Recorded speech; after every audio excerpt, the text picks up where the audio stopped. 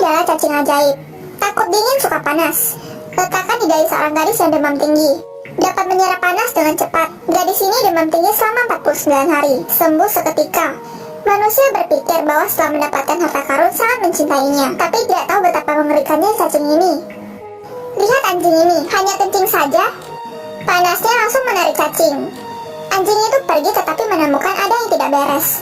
Datang kembali dan buat kekacauan. Cacing ini melompat masuk ke tubuh anjing. Buat anjing itu kesakitan. Menjadi sebuah parasit pada anjing ini, tapi anjing ini biasa saja. Saat Melly mau mencium anjingnya, cacing itu menyelinap dari mulut anjing masuk ke tubuh Melly kapan saja. Untungnya pacar Melly datang tepat waktu dan meminta Melly menciumnya terlebih dahulu dan membiarkan anjing itu pergi. Melly lolos kali ini. Anjing ini terus mencari tuannya. Targetkan paman ini. Paman yang melihat langsung terpana dengan anjing itu. Setelah melihatnya, paman meniupkan asap pada anjing itu. Cacing itu pun masuk ke dalam mulutnya. Tubuh anjing ini menjadi dingin dan mati.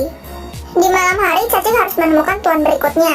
Dia menyeret paman pucat itu masuk ke toko roti tengah malam. Gadis yang kira ia gangster memukulinya sampai pingsan. Perut paman terlihat seperti ada sesuatu. Semua orang mengamati. Tiba-tiba, cacing dengan mata besar keluar dari mulut paman itu. Pemiliknya terkejut ketika ia keluar. Belum pernah melihat hal menjijikan seperti ini. Buang panci dan melarikan diri. Cacing melepaskan lapisan kulit dengan sedikit goyang. Tidak hanya 2 kali lipat, mulut juga berevolusi. Cacing langsung menyerang si kacamata. Tak disangka si kacamata ini beberapa kali jungkir balik, dan si cacing terperangkap di pohon. Dia malu. Semua orang menertawakannya. Dia frustasi dan akan membunuh si kacamata hari ini. Cacing ini terlalu menakutkan. Dia akan terus mencari tuan. Jika terkena parasit ini, dia akan menjadi zombie. Lalu saat bertemu tuan baru, tubuh yang lama akan meninggal. Baru saja si kacamata membuatnya kesal, dia meluncur dan terbang ke arahnya. Si kacamata tutup dengan panci dan jatuh ke saku celananya. Semuanya menendang cacing itu. Semua orang dengan cepat bersembunyi di dalam rumah dan menutup pintu dan jendela. Gerbang besi terus bergetar. Semua orang gugup saat dilihat ternyata putra si kacamata. Dengar mereka dikejar cacing yang bisa memakan manusia, anak ini mengoloknya. Tampaknya ada lebih dari 1 cacing. Semua orang sangat ketakutan dan dengan cepat melemparnya ke tanah. Yang ini sedang ganti kulit. Semua orang takut dan melarikan diri ke lantai 2. Melly dengan cepat memanggil pacarnya dengan senter, membangunkannya dan meminta bantuan. Saat ini penagih hutang juga datang. Orang ini dibuat takut setengah mati dengan cacing.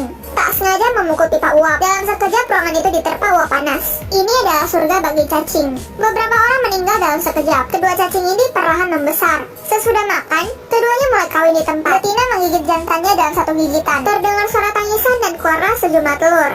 Habis sudah kali ini. Mereka dengan cepat menginjak. Induk cacing tiba-tiba muncul. Si gendut dengan pistol menembak. Lalu peluru dikeluarkan dari mulut cacing induk, bahkan terpisah.